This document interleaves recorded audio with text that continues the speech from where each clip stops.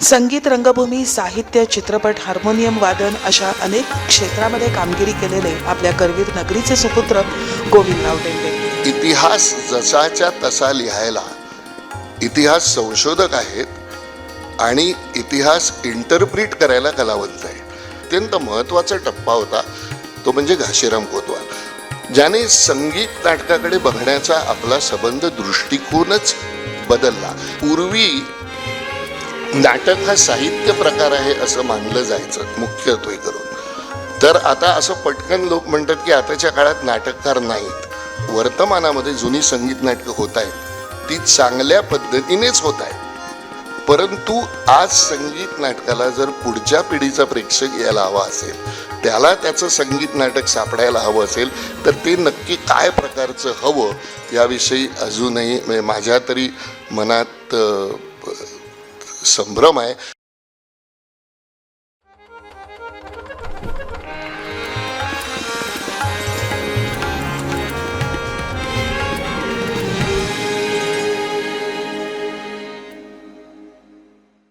संगीत, रंगभूमी, साहित्य, चित्रपट, हार्मोनियम वादन अशा अनेक क्षेत्रामध्ये कामगिरी केलेले आपल्या करवीर नगरीचे सुपुत्र गोविंदराव टेंबे आणि त्यांचा हा साहित्य ठेवा आज आपल्यासाठी उपलब्ध आहे.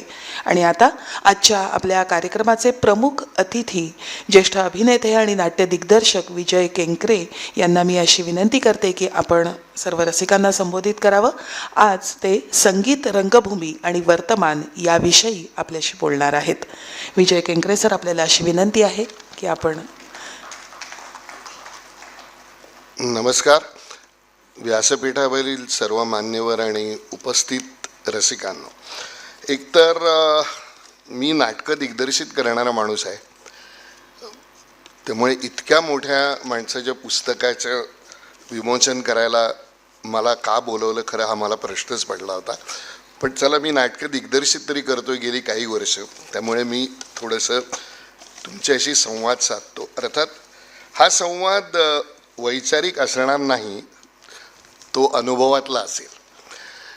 मुळामध्ये जेव्हा ही पुस्तकं याचं विमोचन करायचं सौमित्र पोटेंनी मला सांगितलं, तेव्हा मी त्याला आधी पटकन हो म्हणालो, कारण नाही म्हणायची मला फार कमी सवय आहे. त्यामुळे हो म्हणालो, आणि हो म्हणाल्यानंतर माझ्या लक्षात आलं की अरे बापरे, आपण कुठच्या गोष्टीला हो म्हणालो. तर मग त्यानिमित्ताने याचा थोडासा अभ्यास करणं गरजेचं होतं. तर या 4 पुस्तकांच्या संदर्भात एक दोन छोट्या गोष्टी सांगतो. ही 4 पुस्तकं आहेत ना, ही 4 पुस्तकं 4ही वाचली पाहिजे. यातलं एक कुठलं तरी पुस्तक वाचून तुम्हाला पूर्ण अनुभव मिळणार नाही. कारण एका पुस्तकामध्ये आत्मचरित्र आहे, दुसऱ्या पुस्तकामध्ये त्यांचा संगीत व्यासंग आहे, आणि त्याच्या जोडीने त्यांनी जी काही त्यावेळेची रंगभूमी आपल्यासमोर उभी केली आहे, त्यावेळेचा समाज आपल्यासमोर उभा केला आहे, तो माझ्या दृष्टीने फार महत्त्वाचा आहे. आणि त्याकरता म्हणजे आपल्याला एक उदाहरण द्यायचं झालं तर म्हैसूरचा राजा किंवा बडोद्याचा राजा आपल्याकडची नाटक कंपनी चालवत असे, हे या प्रकारच्या काही गोष्टी आपल्याला त्याची कल्पनाही नाही. आणि त्यानंतर हा माणूस ज्यांनी पेटी वाजवली, तर ते म्हणतात की मी गुरुचं नाव घेत नसे म्हणून लोकांना राग यायचा वगैरे, अशी फार म्हणजे ते कुठे एका माणसाचा गंडा न बांधला तो वेगळ्याच माणसाचा. त्यांनी काय पद्धतीने हार्मोनियम वादन केलं असेल याची आपण बऱ्याच अंशी कल्पना करू शकतो. पण हे महत्त्वाचं. पण त्यात मला सगळ्यात महत्त्वाचं असं वाटलं, हे सगळे एका बाजूला आहे, दुसऱ्या बाजूला त्यांच्यात दडलेला लेखक आणि त्यांनी लिहिलेल्या संगीतिका. आणि एक मला फार आश्चर्य वाटलं की त्यांनी त्यात असं म्हटलं आहे त्यांच्या पुस्तकामध्ये की त्यांनी 2 नाटकांचं भाषांतर करायला सुरुवात केली. एका नाटकाचं भाषांतर पूर्ण केलं, ज्याचं दुसरं भाषांतर पटकन आपल्याकडे आहे की नाही याची माझ्या मनात शंका आहे. ते म्हणजे ऑस्कर वाईल्डचं इम्पॉर्टन्स ऑफ बीइंग अर्नेस्ट. आणि दुसरं त्यांनी आपण फ्रेन्झी असा जो इंग्रजी शब्द वापरतो, त्यात त्यांनी शॉचे मॅन अँड सुपरमॅनचे 2 अंक भाषांतरित केले. हे मला फार त्यांच्या या सगळ्यामध्ये एक आत दडलेली ऊर्जा आणि काय गोष्टी सांगणं, हे मला फार नुसतं हे नाही, आश्चर्यकारकच आहे. आणि एकंदर त्यांचं आणि तो संबंध काळ म्हणजे गंधर्व डोळ्यासमोर उभे राहतात, टेंबे स्वतः डोळ्यासमोर उभे राहतात, शंकरराव मुजुमदार उभे राहतात, तुमचं सगळं, आणि गणपतराव बोडस सुद्धा उभे राहतात. आणि गणपतराव बोडस जसं आपल्याकडे अत्रे फडके वाद वगैरे असे जे काही वाद होते तर त्यापैकी तो आहे असं म्हणायला हरकत नाही. त्यामुळे आपण तेही वाचत असताना संपूर्णपणे मोकळ्या मनाने ते वाचायला पाहिजे. तर अशा एका श्रेष्ठ आणि ज्याला आपण मराठी रंगभूमीला म्हणजे त्यातल्या हार्मोनियम किंवा संवादिनीला प्रतिष्ठा मिळवून देणाऱ्या माणसाची ही 4 पुस्तकं आज इथं प्रकाशित झाले. तुम्ही सगळ्यांनी जरूर याचा आस्वाद घ्यावा. आणि आता मी माझ्या विषयाकडे येतो थोडं, की संगीत रंगभूमी आणि वर्तमान. म्हणजे मध्ये असं झालं की या विषयावरती एक दोन ठिकाणी मी बोललो सुद्धा होतो, अर्थात त्याचं शीर्षक निराळं होतं. पण आपल्याकडे 1843 साली विष्णुदास भावेंनी सीता स्वयंवर केलं. त्यानंतर जवळपास 1880 पर्यंत त्या अर्थाने आपल्याकडे अण्णासाहेब किर्लोस्करांनी शाकुंतल करेपर्यंत त्या अर्थाने आपल्याकडे संगीत नाटक झालं नाही. ज्याला आपण संगीत नाटक म्हणतो, म्हणजे त्याला संगीत नाटक म्हणावं की नाही हा एक वेगळा स्वतंत्र विषय आहे, तर त्यावर मी बोलेन. तर त्यानंतर आपल्याकडे या संगीत नाटकाची परंपरा रूढ झाली. आणि त्यानंतर मग खाडिलकर, देवल, गडकरी ही या सगळ्या मंडळींची संगीत नाटकं आपल्याला माहिती आहेत, त्याविषयी पुनरुक्ती करण्यामध्ये काही अर्थ नाही. ती सगळ्यांना सगळ्या वेळी माहिती आहे. फक्त यावेळेस मला या काळातल्या 2 नाटककारांची संगीत नाटकाकडे बघण्याच्या दृष्टीची गंमत वाटली. ती 2 नाटककार म्हणजे जेव्हा कृष्णाजी प्रभाकर खाडिलकरांना सामाजिक किंवा राजकीय काहीतरी लिहायचं होतं तेव्हा त्यांनी कीचकवध लिहिलं, त्यात संगीताचा आधार घेतला नाही. किंवा त्यांना जेव्हा एक अत्यंत महत्त्वाचं नाटक लिहायचं होतं की त्यांच्या डोक्यामध्ये शेक्सपियर इतका भरलेला होता की तो शेक्सपियर कागदावर उतरवावा, म्हणून त्यांनी सवाई माधवराव यांचा मृत्यू, ज्यामध्ये सवाई माधवराव म्हणजे हॅमलेट आणि केशव शास्त्री म्हणजे यागो ऑथेलोमधला, असं एकत्रित करून नाटक लिहिलं ज्यात त्यांनी संगीताचा वापर केला नाही. आणि दुसरे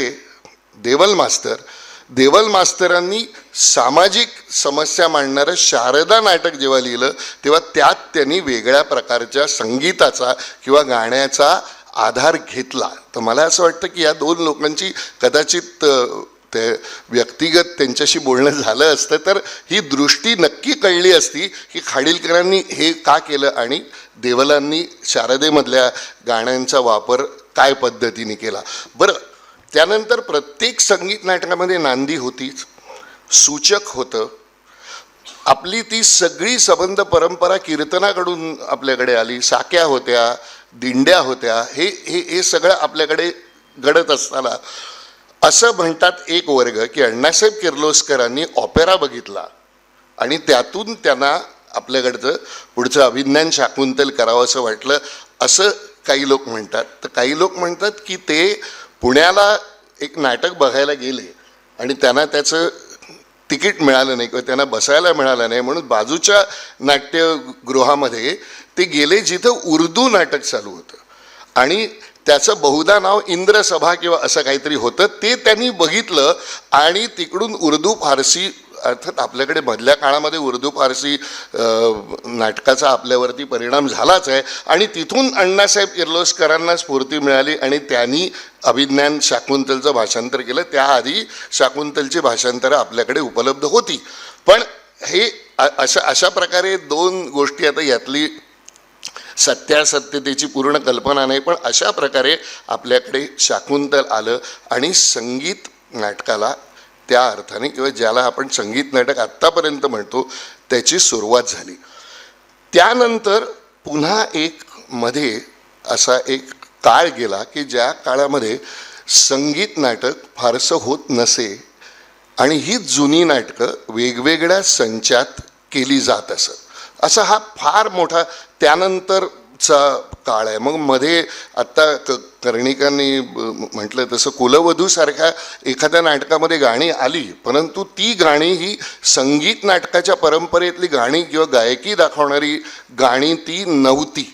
तर त्यामुळे हे असेल काय बोला अमृत बोला किंवा आला खुशीत समिंदर वगैरे या प्रकारची जी गाणी होती ती गाणी त्याचा बाज आणि संपूर्णपणे वेगळा होता. त्यानंतर माझ्या दृष्टीने संगीत रंगभूमीवरचा महत्त्वाचा टप्पा म्हणजे 1960च्या आसपासचा काळ, जिकडे विद्याधर गोखलेंनी नाटकं लिहायला सुरुवात केली. मामा वरेरकरांच्याही काही नाटकामध्ये संगीत होतं आणि मामा वरेरकरांनी देवलांसारखं सत्तेचे गुलाम हाच मोलाचा बाप वगैरे सामाजिक समस्या मांडताना संगीताचा वापर केला. पण त्यानंतर महत्त्वाचं नाव म्हणजे विद्याधर गोखले. आणि विद्याधर गोखलेंच्या बाबतीत एक गमतीशीर गोष्ट आहे, मला वाटत नाही कुठल्याही नाटककाराच्या बाबतीत हे घडलं असेल. त्यांचं पंडितराज जगन्नाथ आणि सुवर्ण तुला ही नाटकं एक आदल्या दिवशी आणि एक दुसऱ्या दिवशी त्याचा प्रथम प्रयोग झाला. मला वाटत नाही कुठल्याही नाटककाराच्या बाबतीमध्ये असं घडलं असेल की आदल्या दिवशी एक नाटक आणि दुसऱ्या दिवशी एक नाटक. आणि त्या नाटकाच्या संदर्भामध्ये पंडितराजच्या संदर्भामध्ये गोखले स्वतः लिहितात. त्याचं एक फार मजेशीर भाग आहे, त्याचा संबंध पुढे येतो. ते लोकसत्तेमध्ये नोकरी करत होते आणि त्यांच्याबरोबर विजय तेंडुलकर होते. तर तेंडुलकरांचा आणि त्यांचा संवाद गोखलेंनी त्यांच्या पुस्तकात लिहिला आहे. तो संवाद असा आहे की त्यांना पंडितराज जगन्नाथची कल्पना सुचली आणि पंडितराज हे शहाजहाच्या पदरी कवी असल्याचा पुरावा मिळत होता, परंतु त्यांचं जे प्रेम प्रकरण होतं त्याचा पुरावा मिळत नव्हता. तेव्हा गोखले असं लिहितात, तेव्हा विजय तेंडुलकरांनी मला असं सांगितलं की अरे इतिहास जसाच्या तसा लिहायला इतिहास संशोधक आहेत आणि इतिहास इंटरप्रिट करायला कलावंत आहेत. तेव्हा तू इतिहासाचं इंटरप्रिटेशन कर आणि पंडितराज जगन्नाथ लिही. आणि त्यांचा उर्दू आणि या सगळ्या भाषांचा विद्याधर गोखलेंचा व्यासंग होता. त्यांनी त्या पद्धतीने तेव्हा पंडितराज जगन्नाथ लिहिलं, जे अगदी पारंपरिक संगीत नाटकाच्या परंपरेतलंच अगदी त्या सगळ्याला धरून होतं. आणि त्यानंतर काही वर्षांनी 1972 साली सबंध संगीत रंगभूमीकडे बघण्याचा दृष्टिकोन बदलणारं राजकीय नाटक, ज्याचं इंटरप्रिटेशन कलावंतांनी वेगळ्या पद्धतीने केलं, ते म्हणजे घाशीराम कोतवाल. म्हणजे विजय तेंडुलकर जे गोखलेंना म्हणत होते ते त्यांनी स्वतः काही वर्षांनी केलं. आणि जेव्हा घाशीराम कोतवाल आलं त्यानंतर पुन्हा एकदा संगीत रंगभूमीकडे बघण्याचा आपला दृष्टिकोन बदलला. हे माझ्या दृष्टीने महत्त्वाचा टप्पा आहे. जसं त्याच्या थोडंसं आधी म्हणजे 1966 साली लेकुरे उदंड झाली आलं. लेकुरे उदंड झालीमध्ये कानेटकरांनी संवाद लिहिले आणि जितेंद्र अभिषेकींवरती मायफेअर लेडीचा फार इन्फ्लुएन्स असल्यामुळे त्यांनी त्या संवादाची गाणी केली. आणि मग हे तुमच्यात आमच्यात बरं का बोलायचं नाही कुठं. आणि म्हणजे कसं होतं की एकेकाळी आपण नाटकात गाणी ऐकायला म्हणून जात होतो, त्यानंतर त्यावेळेस पटकन हा अभिनेता किती ग्रेट आहे असं आपण म्हणत नसू, आपण त्याच्या गायकीबद्दल बोलत असू. म्हणजे माझा पिंड मुंबई मराठी साहित्य संघामध्ये लहानपणी जाऊन जो पोचला गेला तो ह्या संगीत नाटकांवरती. म्हणजे आजही मला छोटा गंधर्वांचं मार्दव आणि रामभाऊ मराठींचं जोरदार गाणं हे आजही लक्षात आहे. लढीसारखी रामभाऊंची तान ही आजही कानात आहे. परंतु रामभाऊचं म्हणजे काही अद्भुत हे माणूस, तर हे माझ्या लक्षात आहे. परंतु मला गोष्ट आठवेल का नाटकाची पटकन मला नक्की सांगता येत नाही. मला गाणी आधी आठवतील आणि ह्यात बदल होत गेला. याला अपवाद आहे ना, तो फक्त वक्रतुंडापासून प्रिय पहापर्यंतचा सौभद्रमधला एक प्रवेश, तो जर बघितला तर ते एक संपूर्ण नाटक आहे. तर हे सगळं जेव्हा घडत गेलं तेव्हा एका बाजूला लेकोरे होतं. त्यानंतर जर तुम्ही आचार्य अत्रे बघितले तर त्यांनी उद्याचा संसारमध्ये किंवा याच्यात काही गाण्यांचा पुष्कळ याच्यामध्ये गाण्यांचा वापर केला. म्युन्सिपाल्टी नाटकामध्ये माधवराव जोशींनी केला. शिंग फुंकीत आला पाण्याचा इंग्रजी बंब. तर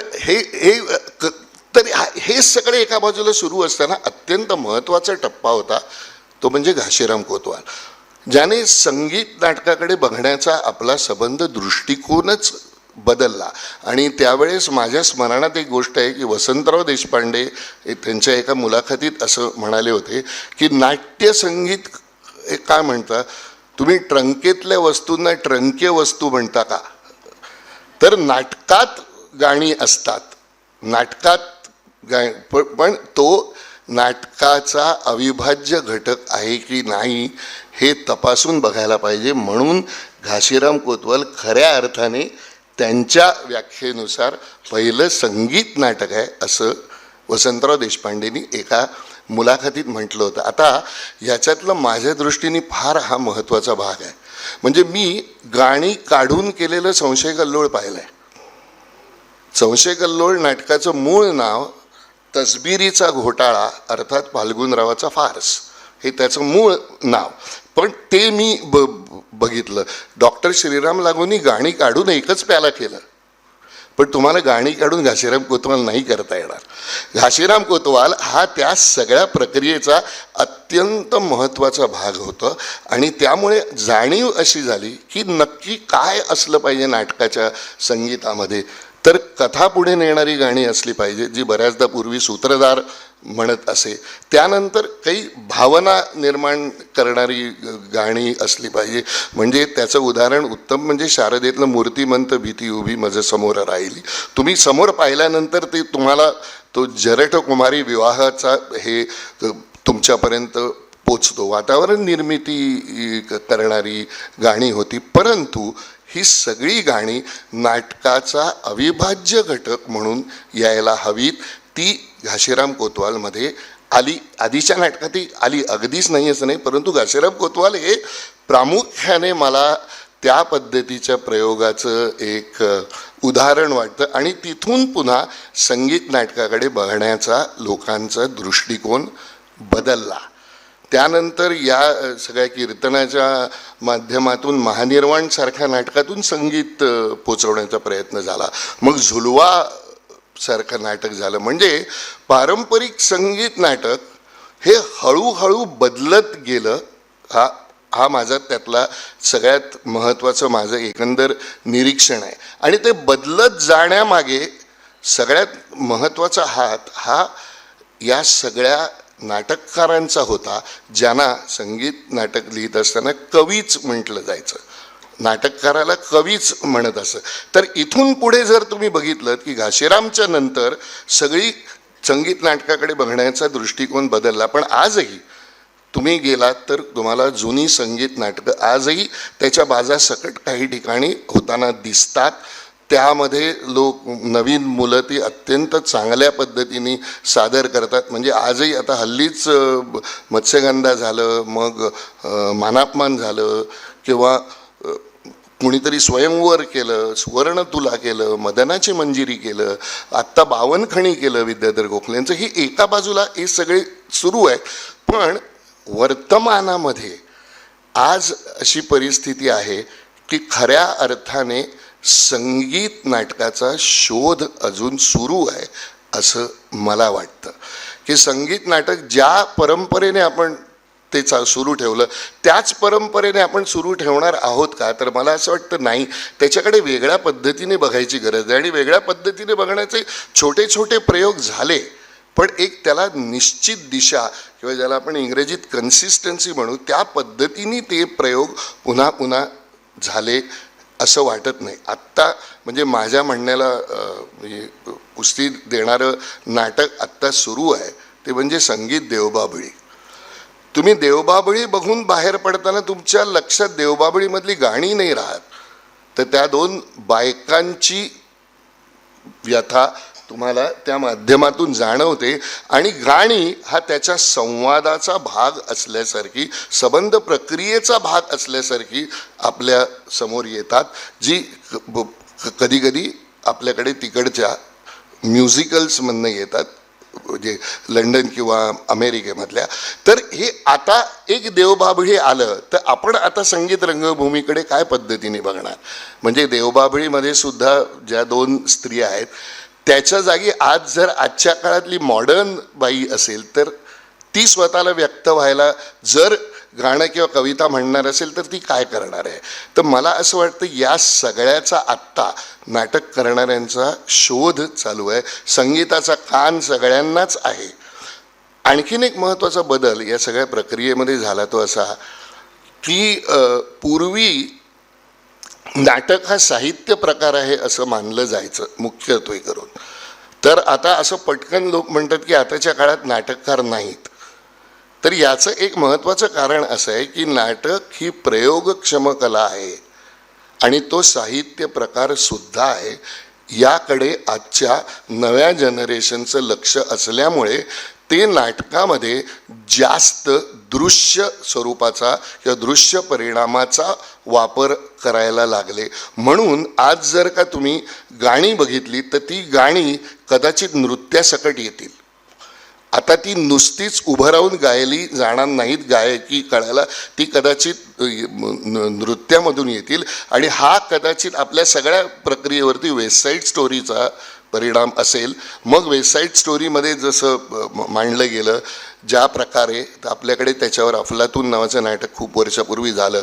परंतु मला असं वाटतं आत्ता हा काळ असा आहे की आपल्याला संगीत नाटकाकडे नक्की काय पद्धतीने बघायचं याचा प्रवास सगळीकडे सुरू आहे. म्हणजे आपल्याकडे संगीत नाटकाची स्पर्धा दरवर्षी होते, राज्यनाट्य स्पर्धा. पण तिथंसुद्धा जी नाटकं केली जातात त्यात नव्याने लिहिलेलं नवी दृष्टी देणारं संगीत नाटक जरा अभावानेच दिसतं. गायक नाही आहेत का? आहेत, भरपूर आहेत. पण आत्ता नक्की काय का कदाचित असंही एक कारण असेल की आता गाण्याचे कार्यक्रम इतके वाढले की त्या कार्यक्रमांमधून किंवा या सगळ्या माध्यमातून तुम्हाला ही गाणी इतकी ऐकायला मिळतात वेगवेगळ्या लोकांनी गायलेली की आज रंगमंचावरती काय पद्धतीने आपण गाणी म्हणावी म्हणजे ती या गाण्यांपेक्षा वेगळी वाटून लोकांच्या लक्षात राहतील.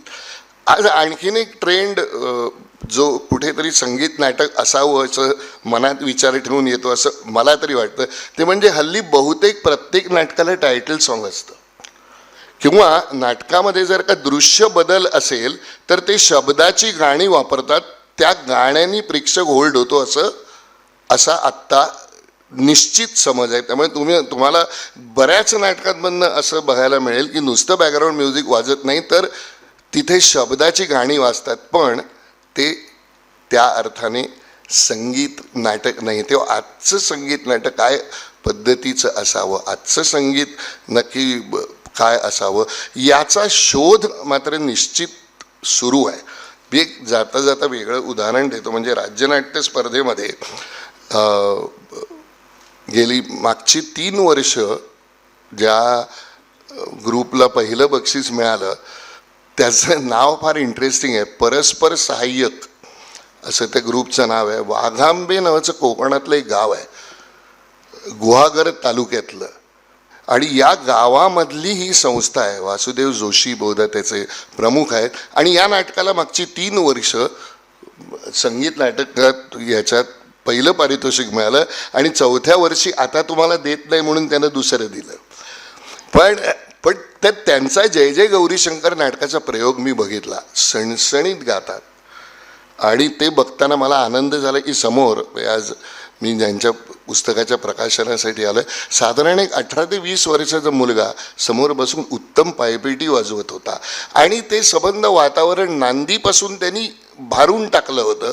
पण मुख्यधारा रंगभूमी आपली जी आहे जिथे हे संगीत नाटक होत असे त्या मुख्यधारा रंगभूमीवरती पटकन नवीन संगीत नाटक ज्याला आपण म्हणू ते येण्याचं प्रमाण थोडंसं कमी झालं आहे. तुम्ही जर का बघितलं तर पुष्कळ वर्षात तुम्ही गण गवळण बतावणी आणि वग असा तमाशा बघितलेला नाही आहे.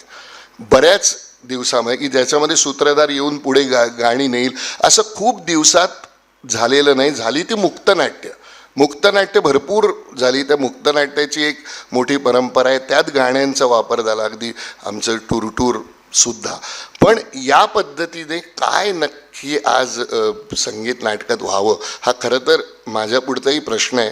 पण हे सगळं वाचल्यानंतर गोविंदराव टेंबे काय किंवा इतर त्यावेळेचे जे कोणी श्रेष्ठ लोक होते त्यांचं म्हणणं वाचून आणि ऐकल्यानंतर सुद्धा मला असं वाटतं की खरं तर ती गरज आहे.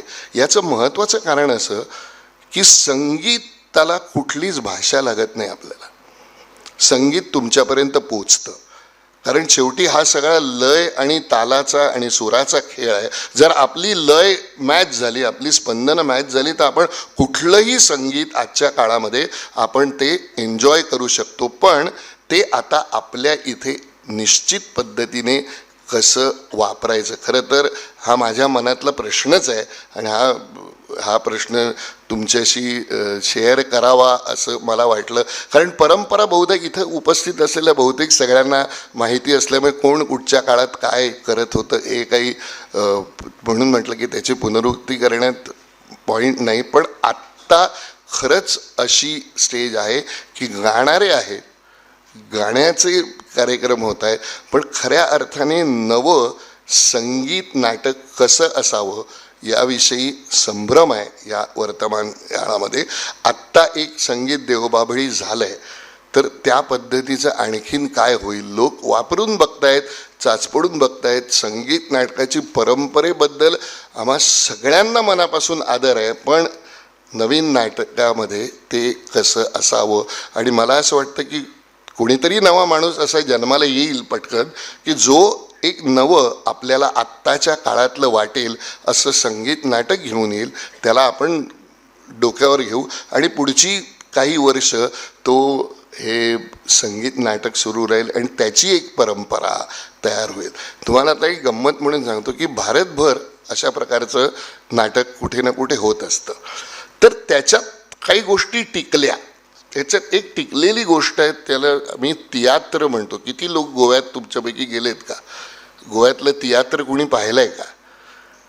तर त्या तियात्रामध्ये होतं असं की एक नाटक आतमध्ये सुरू असतं आणि ते सुरू असलेल्या नाटकामध्ये काहीतरी मुलगी घरातनं पळून गेली वगैरे असं काहीतरी एका विशिष्ट याच्यावर ते संपतं.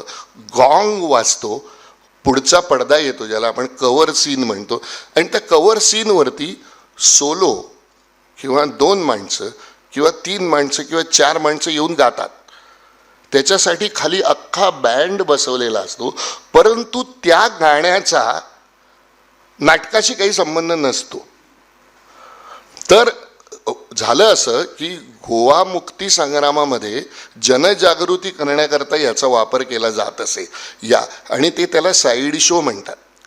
तर या पद्धतीचं गाणं जे तिथे वापरलं जातं, तर मी एकदा तिकडे गेलो तियात्र हे करायला आणि त्यांच्यासमोर मी बोललो. सगळे तियात्रिस्ट म्हणतात त्यांना ते होते, आणि ते सगळं झाल्यानंतर मला म्हणाले, ते विजय बाब म्हणतात कोकणीत सगळ्यांना, की आम्हाला नवीन काही सांगू नका, आमचं आहे ते अजूनही आम्हाला पुरेसं आहे. तर ते बघता या प्रमाणात आत्ता आपल्याकडे संगीत नाटक होत नाही आहे की जे आपल्याला आहे ते पुरेसं आहे असं म्हणायला. तर त्यामुळे मला असं वाटतं की या काळामध्ये उत्तम संगीत नाटक लिहिलं जाईल, ते जास्त मिनिंगफुल असेल असं मला वाटतं. ते आजच्या काळातलं असेल, पण पटकन छोटे छोटे प्रयोग निश्चित होत आहेत.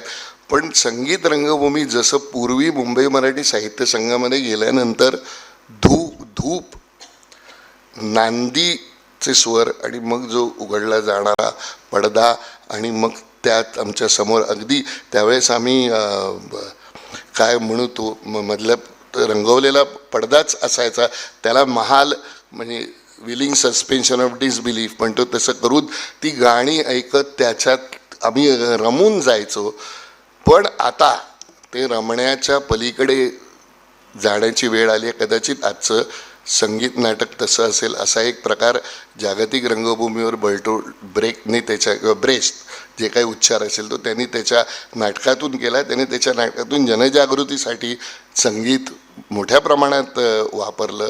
त्यांनी प्लॅकार्ड्स वापरले, त्यांनी वेगवेगळे प्रकार वापरले. त्याला तो एलियनेशन थिअरी असं म्हणत असे, पण तो याचा भाग आहे. तर आत्ता आपलं संगीत नाटक नक्की इथून पुढे काय करणार, तर वर्तमानामध्ये जुनी संगीत नाटकं होत आहेत ती चांगल्या पद्धतीनेच होत आहेत, परंतु आज संगीत नाटकाला जर पुढच्या पिढीचा प्रेक्षक यायला हवा असेल, त्याला त्याचं संगीत नाटक सापडायला हवं असेल, तर ते नक्की काय प्रकारचं हवं याविषयी अजूनही माझ्या तरी मनात संभ्रम आहे आणि ज्या पद्धतीच्या संगीताला तो आत्ता दाद देतोय त्या पद्धतीचं संगीत नाटकात येणं सहज शक्य आहे. आणि मला असं वाटतं जे आत्ता संगीत रंगभूमीवरती काम करतायत ते त्यांचं संगीत नाटक निश्चित शोधत आहेत. आजही ललित कला दर्श कार्यरत आहे किंवा आजही मुंबई मराठी साहित्य संघ कार्यरत आहे, रंगशारदा प्रतिष्ठान कार्यरत आहे, पुण्याचं भरतनाट्य संशोधन मंदिर कार्यरत आहे. तर आपल्याकडे इतका मोठा इतिहास आहे आणि इतकी मोठी परंपरा आहे, तर त्या परंपरेची कास धरून किंवा त्याला छेद देऊन वर्तमानाचं संगीत नाटक नक्की कसं असणार याचा माझा तरी शोध तर सुरू आहे. माझ्या पुढच्या पिढीच्या मुलांना जर त्याचं उत्तर सापडलं असेल तर ते प्रयोग करून मोकळे होतील, जसे त्या काळामध्ये असंख्य लोकांनी केले.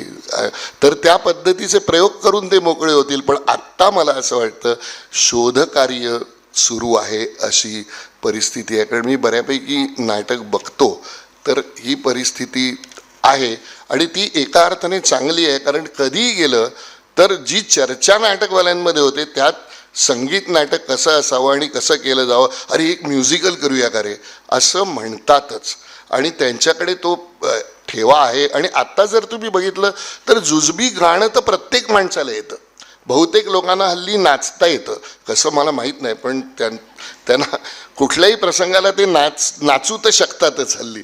तर तसं त्या पद्धतीने जर एखादा आजचे विषय आले आणि ते संगीताच्या माध्यमातून गेले, कारण जी पुढची आता मी सुद्धा 2-1 वर्षांनी 70 वर्ष होईन, तर आपली जी पुढची पिढी होती आपण नवं घ्यायला तयारच असतो आणि आपल्याला वेगवेगळं नवीन हवंच असतं. पण आजची जी नवीन पिढी आहे त्यांना त्यांचं जर मिळालं तर ते पुढची काही वर्ष टिकेल असं मला वाटतं. त्यामुळे संगीत रंगभूमीचा तगडा इतिहास, तगडी परंपरा आपल्याकडे आहे, परंतु वर्तमानातलं संगीत नाटक नक्की कसं असावं याचा बहुधा सर्व रंगकर्मींचा शोध सुरू आहे. आणि ही शोध प्रक्रिया संपून आपल्याकडे पुन्हा एकदा नव्या पद्धतीचं संगीत नाटक येईल आणि ते यायलाच पाहिजे. आणि मला कुठेतरी असं वाटतं की हे आता काय म्हणून, जसं मी तुम्हाला वाघांबेचं म्हटलं तसं छोट्या छोट्या गावांमधनं कुठून तरी असं हे बाहेर येईल आणि निश्चित नवीन संगीत नाटक तयार होईल आणि त्याचा आस्वाद आपण आस्वादक म्हणून तितक्याच ताकदीने घेऊ असं मला वाटतं. त्यामुळे हे माझं अजिबात वैचारिक नसलेलं विवेचन. आणि ते असं करायचं माहिती आहे पूर्वी टेलिव्हिजनवर, आता संपवा, तर त्याप्रमाणे मला इथे बोलवून निदान माझ्या मनातल्या गोष्टी बोलायची जी तुम्ही संधी दिलीत त्याबद्दल मी सगळ्यांचा आभारी आहे. त्यामुळे मला माहीत नाही पण मी माझ्या मनातली गोष्ट तुमच्याशी, कारण त्यांनी असं म्हटलं आहे की संवाद साधा, तर तो संवाद मी साधला आहे. आणि तरी मी आता नंतर मध्यंतरात असेल कोणाला काही विचारायचं असेल तर जरूर त्यांनी विचारा. पण नवीन पद्धतीचं संगीत नाटक निश्चित येणार इतकी सक्षम मंडळी आपल्याकडे आहेत आणि ते त्याचा बहुधा शोध घेत आहेत. या नोटवरती मी संपवतो. धन्यवाद.